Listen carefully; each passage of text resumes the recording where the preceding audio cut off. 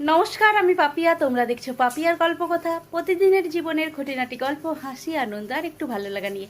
চলো আজকের গল্পটা শুরু করা যাক। মেয়েকে স্কুলে পৌঁছে দিয়ে চলে এসেছি। এখন যাবো রান্নাঘরে সকালের জলখাবার তৈরি করতে। আজকে সকালের জলখাবার হচ্ছে বড়া পাও। এখানে বড়াগুলো ভেজে নিচ্ছি আর এখানে পাউটাও সেকে নিয়েছি। আমি সকালের জলখাবার খেয়ে চলে এসেছি দুপুরে রান্নাবান্না করার জন্য। আর আজকে দুপুরে রান্নাবান্না হচ্ছে নিরামিষ পটল আলু সয়াবিন দিয়ে ঝোল, তারই মশলা কষানো হচ্ছে এখানে।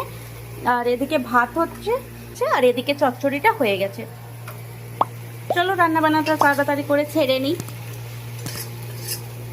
রান্নাবান্না কমপ্লিট হয়ে গেছে। এবার মেয়েকে স্কুল থেকে নিয়ে এসে সবাই মিলে দুপুরের খাওয়া দাওয়াটা সেরে নেব। বাইরে এলাম আর বাইরের ওয়েদারটা দেখো, সারাদিন এইভাবে বৃষ্টি হয়েই যাচ্ছে। এখন সন্ধ্যা হয়ে গেছে, চলো ঠাকুর ঘরে যাওয়া যাক, সন্ধ্যাটা দেখিয়ে দিই।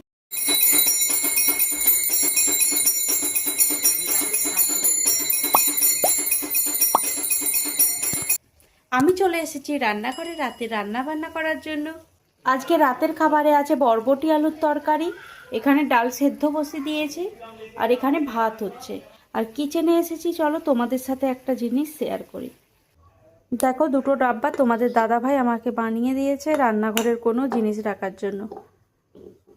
কোনো জিনিস রাখতে পারো এর মধ্যে, বেশ সুন্দর কিন্তু বলো। কিভাবে বানিয়েছে সেটা তোমাদেরকে আমি দেখাবো অন্য একদিন।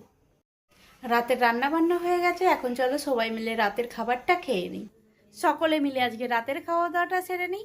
আজকের গল্পটা এখানেই শেষ করছি। সবাই ভালো থাকবেন, সুস্থ থাকবেন। দেখা হবে নতুন আরও একটি গল্প নিয়ে। ধন্যবাদ।